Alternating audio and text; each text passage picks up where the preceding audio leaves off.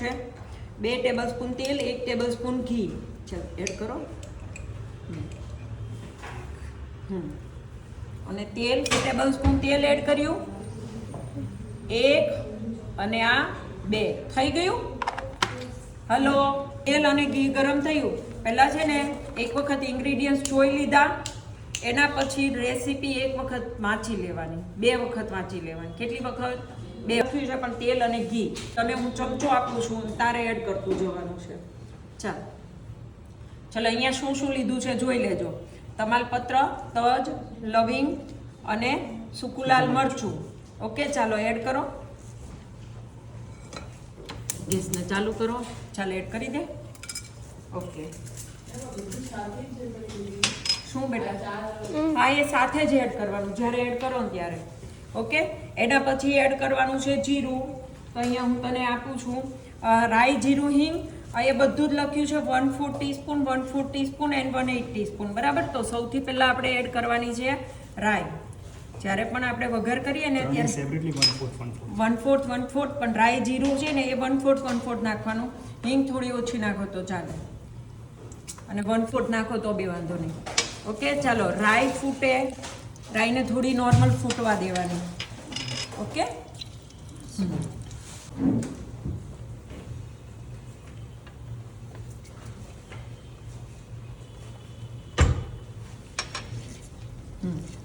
White થઈ ગઈ. હવે એડ કરવાનું છે જીરું. ચાલો એડ કર. એના પછી એડ કરવાની છે હિંગ. ઓકે, ચાલો એડ કરો હિંગ. યસ. એના પછી એડ કરવાનો છે કાંદો. તમારામાં લખ્યું છે કે લસણ, આદુ, મરચાંની પેસ્ટ, પણ તમારે છે ને પહેલાં કાંદો એડ કરી દેવાનો. એડ કરી દે. ચમચો લઈ દે બધા. ધીરે કરી દે. બસ. આપણું માપ વધારે છે ને તો મેં કાંદોને થોડું વધારે લીધું છે. બરાબર. કાંદો એડ કર્યા પછી છે ને લસણ, આદુ ને મરચી પછી એડ કરવાની, તો બળે નહીં. બરાબર. તમારી રેસીપીમાં લખ્યું છે ચીલી પેસ્ટ, આદુ પેસ્ટ, લસણની પેસ્ટ. હું મારું માપ જે વધારે છે ને એ પ્રમાણે થોડું એડ કરું છું. તમે તમારા માપ પ્રમાણે તમારે જોવાનું છે. બરાબર. ના, લસણની પેસ્ટ એડ કર. ચાલો એના પછી એડ કરવાની છે આદુની પેસ્ટ. ચાલો એડ કરો. અને એના પછી એડ કરવાની છે ગ્રીન ચીલી પેસ્ટ. ઓકે, ચાલો કરી દે. ચાલુ જ છે બેટા. શું એડ કર્યું? રાઈ, જીરું, હિંગ, પછી સૂકું લાલ મરચું, તજ, લવિંગ, તમાલપત્ર અને કાંદા અને આદુ, લસણ, મરચું. ઓકે, હવે એને આપણે થોડું ગેસની ફ્લેમ સ્લો કરી દેવાની અને એને પછી ધીમી આંચે થોડું સાતળવાનું. એના પછી 1 by 1 બધા જ ઇન્ગ્રીડિયન્ટ્સ અહીંયા એડ કરવાના છે. એના પછી વેજીટેબલ જશે, પછી બધા પાવડર મસાલા એડ કરવાના, અને એના પછી આપણે એડ કરવાના દાળ ચોખા પલાળેલા. એના પછી પાણી એડ કરવાનું અને એના પછી મીઠું.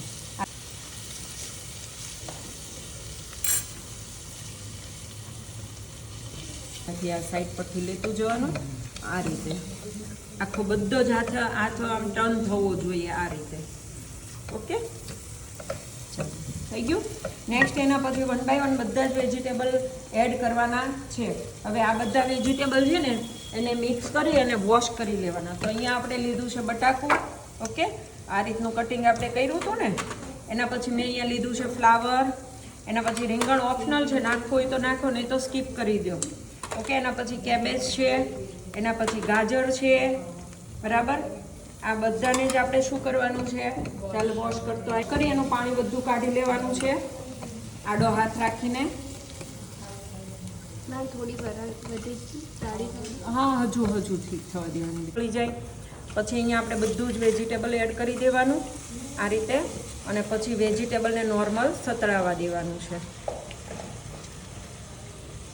ઓકે, હજુ આપણું એક વસ્તુ બાકી છે અને એ છે વટાણા. તો અહીંયા હું સાથે જ એડ કરી દઉં છું વટાણા.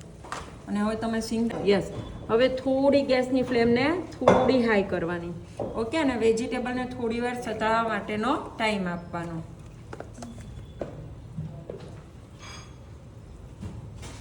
તો અહીંયા નોર્મલ સતળાઈ છે. લાવ જો આ રીતે કરી અને થોડીક વાર માટે છે ને આનું લીડ ઢાંકી દેવાનું છે. આ રીતે 1 મિનિટ માટે લીડ ઢાંકી દઈએ એટલે એની કુકિંગ પ્રોસેસ થોડી ફાસ્ટ થાય. મેં ઢાંકણને બંધ નથી કર્યું, ખાલી ઉપર આમ જ રાખ્યું છે, એટલે થોડુંક ફટાફટ કૂક થાય. અને એના પછી ઓપન કરીને પછી બધા જ પાવડર મસાલા એડ કરવાના, ટામેટું એડ કરવાનું છે, એના પછી આપણા પલાળેલા દાળ ચોખા એડ કરવાના છે, એના પછી પાણી અને લાસ્ટમાં મીઠું એડ કરવાનું. પછી પાણીને ટેસ્ટ કરવાનું, મીઠા મોળું લાગે છે કે નહીં, તો તમે થોડું વધારે એડ કરી શકો. ઓકે, લાસ્ટમાં તમે એડ કરી દો તો એ ગરમ ગરમ હોય ને એટલે મસ્ત એની અંદર સ્મેલ બેસી જ જાય. બરાબર, યા પછી તમે અત્યારે બી એડ કરી શકો, અત્યારે બી એડ કરી શકો. બરાબર, એ નોર્મલ લસણ સતરાઈ જશે. ચાલ બેટા મિક્સ કર.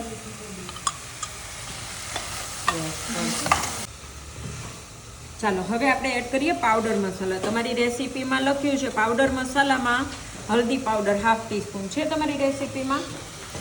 હે, નોટ કર્યું, જોયું તમે? યસ. તો અહીંયા આપણે એડ કરીશું 1/2 ટીસ્પૂન હલ્દી પાવડર. ઓકે, થોડી મેં વધારે એડ કરી છે, તમારે તમારા માપ પ્રમાણે જોવાનું છે. એના પછી નમક છે, તો હું અહીંયા 1.5 ટીસ્પૂન એડ કરું છું, બિકોઝ મારું માપ બધું જ દોઢું માપ છે. એના પછી છે ધાણા જીરું. ઓકે, તો એ 1 ટીસ્પૂન હું એકદમ ફૂલ ભરીને લઉં છું.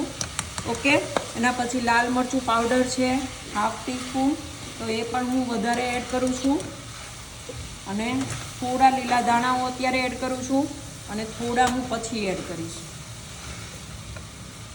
ચાલો, એના સિવાય બીજું કોઈ વસ્તુ બાકી છે નહીં, ફક્ત સિંગદાણા જે મેં નથી એડ કર્યા, તમે એડ કરી શકો. પાવડર મસાલા એડ કર્યા પછી ટામેટા આ બળીને સાઈડમાં એમને મૂકી, તું ના ખા.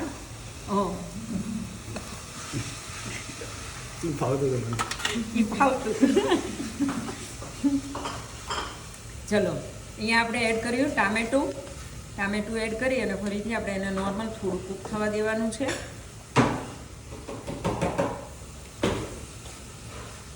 હવે આપણે એડ કરવાનું છે અહીંયા દાલ ચાવલ.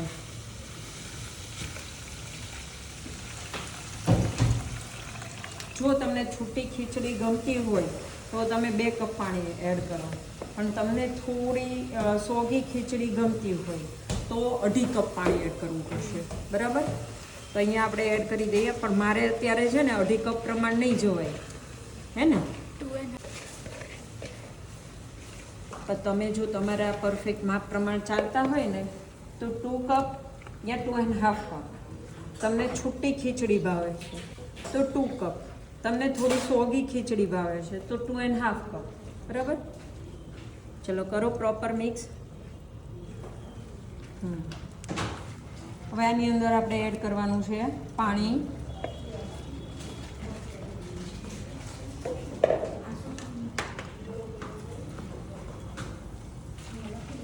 જો બહુ મોટી ક્વોન્ટિટીમાં ખીચડી બનાવતા હોય ને તો હંમેશા છે ને ગરમ પાણી જ યુઝ કરવાનું, તો એની કુકિંગ પ્રોસેસ ડાઉન ના થાય.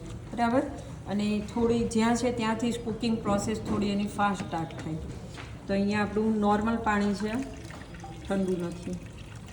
Okay, 1 cup, 2 cup. ચાલ મિક્સ કર. Yes, and 3 cup. મારે 3 કપ એડ કરવું પડશે. ઓકે, આ રીતે ચેક કરીને પણ નાખી શકો. ચલો, અહીંયા છે ને થોડું પાણી ગરમ થાય એટલે આપણે લીડ બંધ કરી દેવાનું છે, અને લીડ બંધ કરી એને મીડિયમ ફ્લેમ પર 4 થી 5 વિસલ કરવાની. એના પછી 1 મિનિટ માટે સ્લો ફ્લેમ રાખવાની અને પછી ગેસને બંધ કરવાનો. એની વરાળ જાતે નીકળી જાય પછી જ લીડને ઓપન કરવાનું. ઓકે,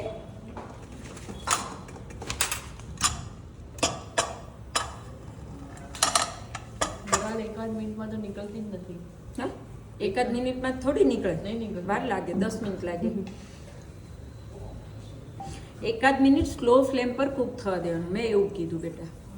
ઓકે, 5 વિસલ થાય ને પછી ગેસની ફ્લેમ સ્લો કરી દેવાની, સ્લો ફ્લેમ પર 1 મિનિટ રહેવા દેવાનું, પછી એને ગેસ બંધ કરીને 10 મિનિટ સાઈડ પર રહેવા દેવાનું. એમ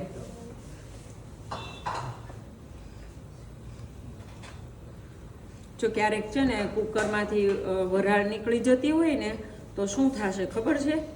ખીચડી બફાયા પહેલાં એનું પાણી બળી જાય અને ખીચડી કાચી રહે અને પાણી બળી જાય, નીચેથી દાજી જાય.